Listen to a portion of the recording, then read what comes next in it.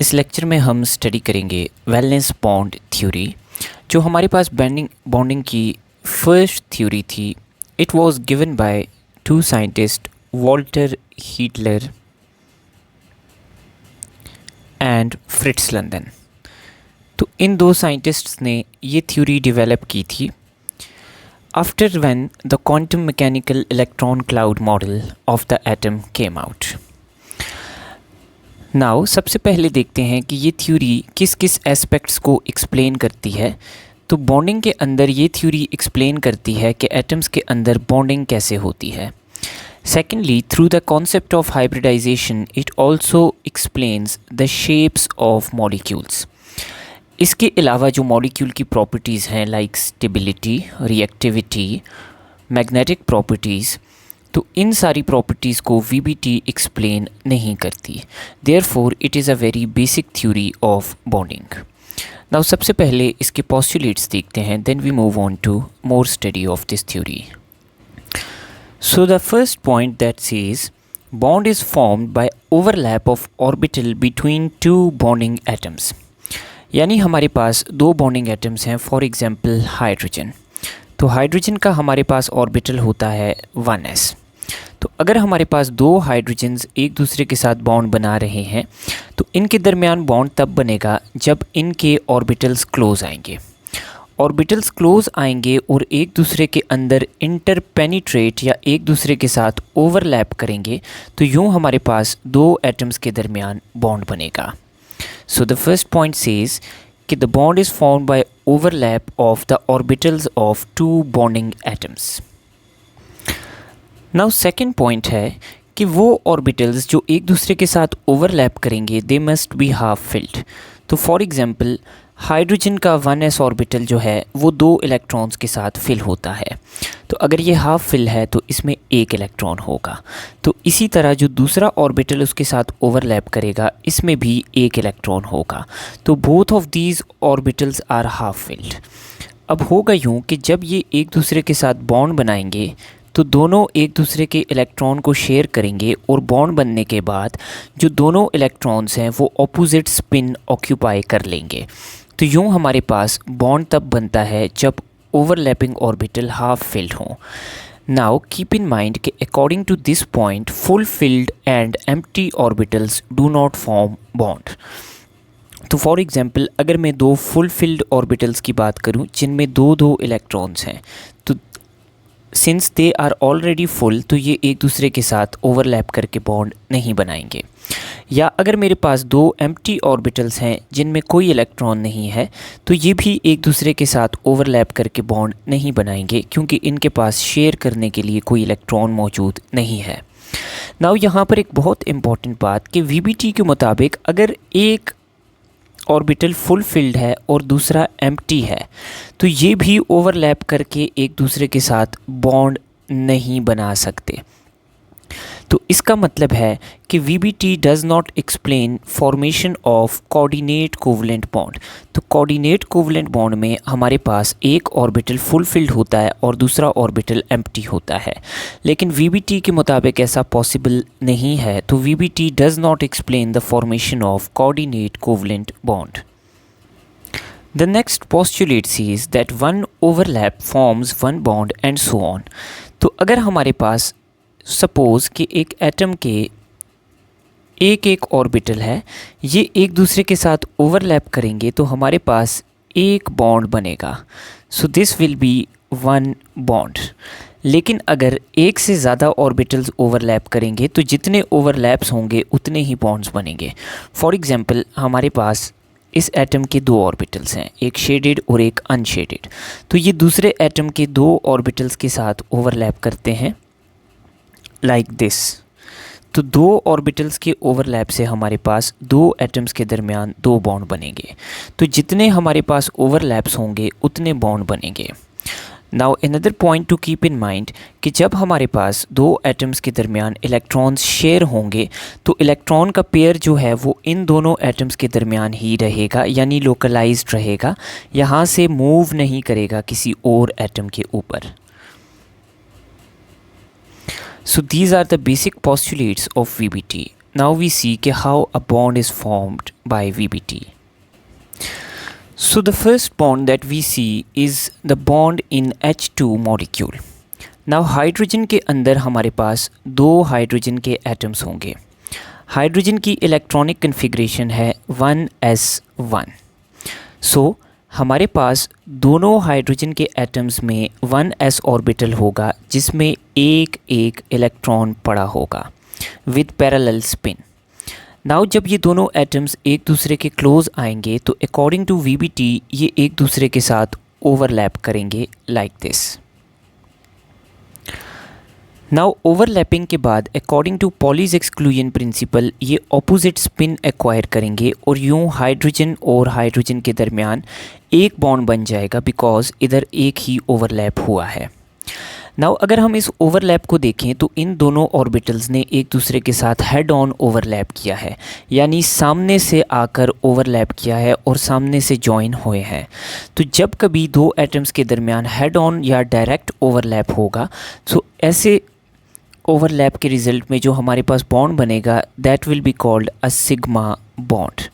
सो hydrogen और hydrogen के दरमियान जो बॉन्ड है that is sigma bond and this sigma bond is formed between two s orbitals.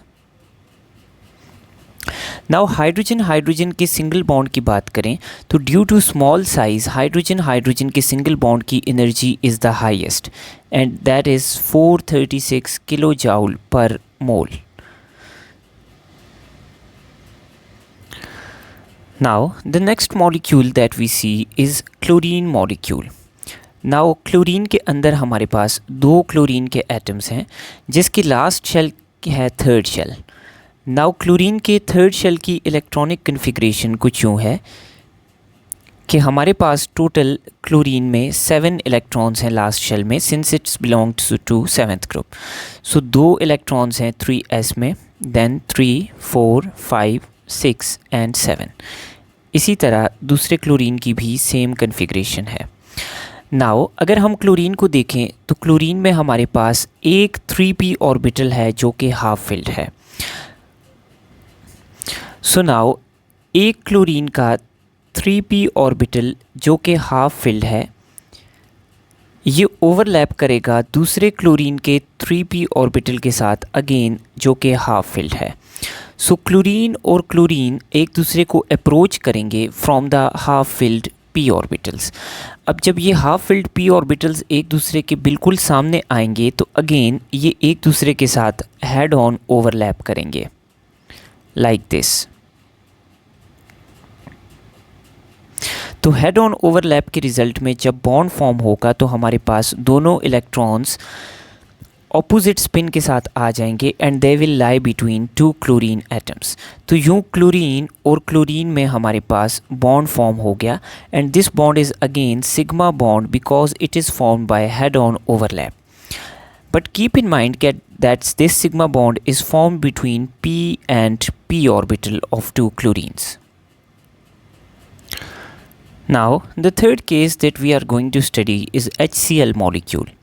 HCl में एक एटम है हाइड्रोजन और सेकंड एटम है क्लोरीन. नाउ हाइड्रोजन की कन्फिग्रेशन है 1s1. तो हाइड्रोजन का 1s orbital is half filled. इसी तरह क्लोरीन की कन्फिग्रेशन है 3s2, 3p2, 3p2 and 3p1. तो हमारे पास क्लोरीन का एक 3p ऑर्बिटल जो है this orbital is half filled. Now in HCl molecule hydrogen का हाफ फिल्ड ऑर्बिटल क्लोरीन के हाफ फिल्ड p ऑर्बिटल के साथ हेड ऑन ओवरलैप करेगा. So this is s orbital of hydrogen, it head on overlaps with p orbital of chlorine. तो यूँ इनके दरमियान electron pair share हो जाएगा और यूँ हाइड्रोजन और क्लोरीन के दरमियान एक बॉन्ड बन जाएगा. नाउ अगेन चूँकि ये बॉन्ड हेड ऑन ओवरलैप से बना है तो this bond is called sigma bond. Now keep in mind that this sigma bond is form between s and p orbitals. Now we see an interesting case of covalent bonding, that is O2 molecule. Now अगर हम oxygen के atom की configuration देखें तो oxygen belongs to period 2, तो इसका last shell होगा second shell. सो इसी तरह दोनों ऑक्सीजन्स, चूँकि ऑक्सीजन इज़ सेम एटम, तो दोनों की कन्फिग्रेशन सेम होगी। Now since oxygen belongs to sixth group, तो ऑक्सीजन के लास्ट शेल में 6 इलेक्ट्रॉन्स होंगे that are distributed like this.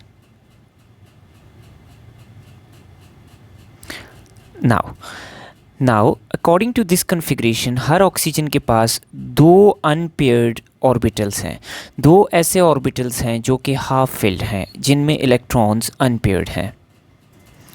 So her oxygen के पास 2 हाफ फिल्ड पी ऑर्बिटल्स हैं, एक हमारे पास एक्सिस पे लाई करेगा और दूसरा पी ऑर्बिटल इसके परपेंडिकुलरली लाई करेगा like this.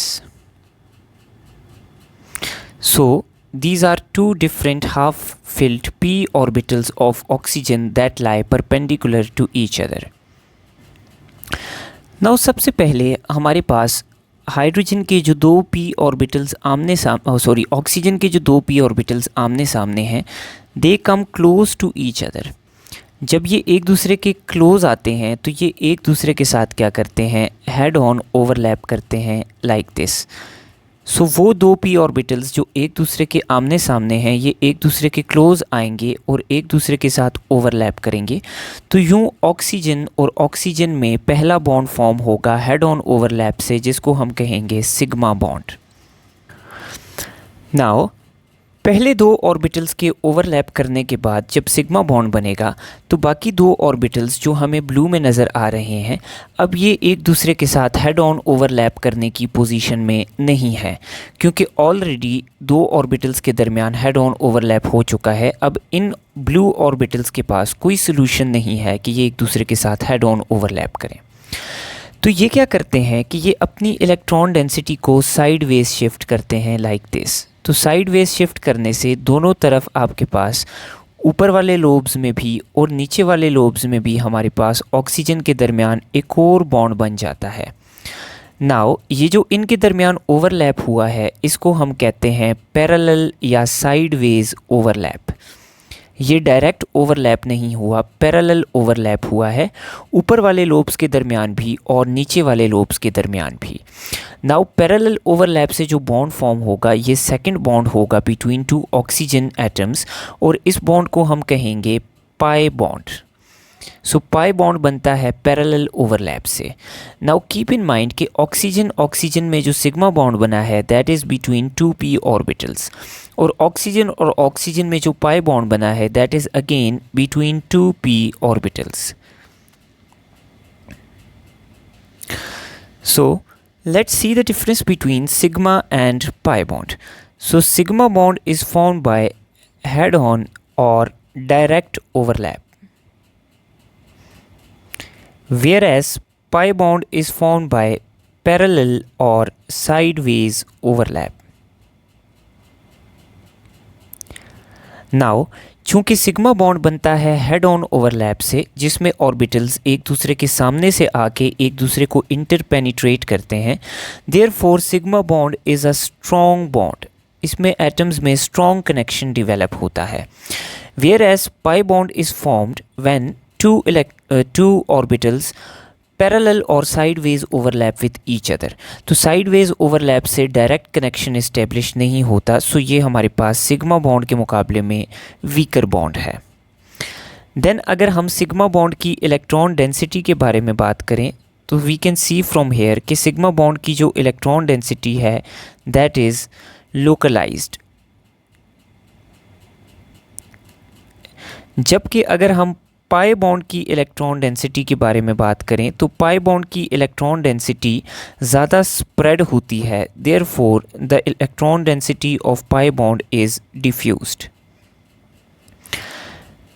देन जब कभी 2 एटम्स एक दूसरे के साथ पहला बॉन्ड बनाएंगे, जिस तरह हमने ऑक्सीजन के केस में देखा, तो first bond will always be sigma bond. So हमारे पास the first bond between 2 atoms is sigma bond. Now जब दो एटम्स में एक सिग्मा बॉन्ड बन जाएगा तो उसके बाद उनके दरमियान जितने भी बॉन्ड्स बनेंगे वो हमारे पास पाई बॉन्ड्स होंगे। So pi bonds are the all other bonds after the first bond. For example अगर मैं नाइट्रोजन की बात करूं तो नाइट्रोजन के अंदर 3 बॉन्ड्स हैं। सो नाइट्रोजन और नाइट्रोजन में जो फर्स्ट बॉन्ड है that is sigma, second bond भी पाई है और थर्ड बॉन्ड भी क्या है, पाई है। तो हमारे पास नाइट्रोजन के मॉलिक्यूल में एक सिग्मा और 2 पाई बॉन्ड्स हैं। इसी तरह अगर मैं ऑक्सीजन के एटम की बात करूं तो ऑक्सीजन का एटम जब ऑक्सीजन के साथ कंबाइन करेगा इनके दरमियान 2 बॉन्ड्स बनेंगे। तो first bond will always be sigma and the second bond will be pi. तो 2 एटम्स के दरमियान पहला बॉन्ड सिग्मा होगा, उसके बाद जितने भी बॉन्ड्स होंगे they will be pi bonds. Now since sigma bond हमारे पास स्ट्रॉन्गर बॉन्ड है तो हमारे पास सिग्मा बॉन्ड की एनर्जी जो है दैट विल बी हायर। तो ये स्टेबल है और इसकी एनर्जी ज़्यादा है, जबकि पाई बॉन्ड की एनर्जी इतनी ज़्यादा नहीं होती, इट हैज़ लेसर एनर्जी। तो इसको ब्रेक करना सिग्मा बॉन्ड को ब्रेक करने के मुकाबले में काफ़ी आसान है। नाउ सिग्मा बॉन्ड हमें पता है कि sigma bond is form between s and s orbital. For example in H2 molecule the sigma bond is form between 2 s orbitals of each hydrogen. इसके अलावा सिग्मा बॉन्ड p और p orbital के दरमियान भी बन सकता है, for example S V have seen in chlorine molecule. या सिग्मा बॉन्ड s और p ऑर्बिटल के दरमियान भी बन सकता है, जैसा कि हमने देखा इन HCl मॉलिक्यूल। तो सिग्मा बॉन्ड SS, PP और SP तीनों के दरमियान बन सकता है, जबकि पाई बॉन्ड s ऑर्बिटल से कभी नहीं बनेगा। पाई बॉन्ड हमारे पास बनेगा p और p ऑर्बिटल में, फॉर एग्जांपल जैसे हमने ऑक्सीजन मॉलिक्यूल में देखा है। इसके अलावा पाई बॉन्ड हमारे पास p और d ऑर्बिटल में भी बन सकता है, which is out of context of our course, but the pi bond is form between p orbital और p d ऑर्बिटल। सो ये हमारे पास बेसिक VBT थ्योरी की एक्सप्लेनेशन है। नाउ जब हमारे पास VBT थ्योरी के क्रिएटर्स यानी साइंटिस्ट्स जिन्होंने VBT को बनाया था, तो उन्होंने VBT को एक्सप्लेन किया ऐसे मॉलिक्यूल्स के लिए जिनमें सिर्फ 2 एटम्स थे, तो VBT आसानी से वर्क कर रही थी, लाइक H2, Cl2, HCl। लेकिन जब VBT को यूज़ किया गया to explain molecules having more than 2 atoms, तो फॉर एग्जांपल ऐसे मॉलिक्यूल्स जिनमें 2 से ज़्यादा एटम्स हैं, लाइक BeCl2 जिसमें 3 एटम्स हैं, या BF3 जिसमें 4 एटम्स हैं, या CH4 जिसमें 5 एटम्स हैं। तो ऐसे मॉलिक्यूल्स जिनमें 2 से ज़्यादा एटम्स हैं उन पे जब VBT को अप्लाई किया गया तो हमारे पास काफ़ी सारे इश्यूज़ आए VBT के अंदर। सो इन इश्यूज़ को कैसे एड्रेस किया गया और हाइब्रिडाइजेशन का कॉन्सेप्ट क्या है, we will see this in the next lecture. Thank you.